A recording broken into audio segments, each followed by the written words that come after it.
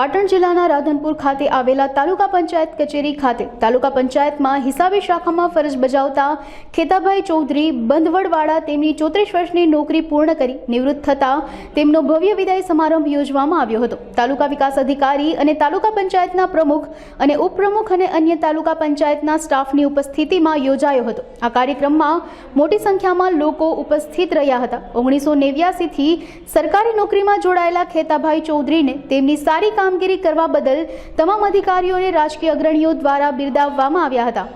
મારું નામ ચૌધરી ખેતાભાઈ શાહભાઈ બંધવડ વતન છે અને હું 1989 થી સરકારી નોકરીમાં જોડાયેલો અને આજે 30/6/2024ના રોજ નિવૃત્ત થયેલો।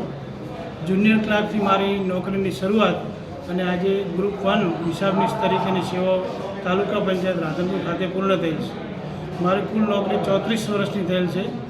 એમાં બધી હિસાબી કામકારીને લગતી સેવાઓ પૂર્ણ કરેલ છે અને સરકારની નાણાકીય નિયમો અને એમાં અમને અભ્યાસ કરવાનો સરકારની યોજનાનો સેવા દરમિયાન ખૂબ મોકો મળેલ અને પ્રામાણિક રીતે સેવાઓ અમે પૂર્ણ કરેલ છે અને એનો આજે અમને સંતોષ છે અને હવે નિવૃત્ત પછી પણ કોઈ સામાજિક છે, કોઈ જેને મદદરૂપ થવાની ભાવના અમારી શક્તિ પ્રમાણે એ રીતે હું મદદરૂપ થઈશ।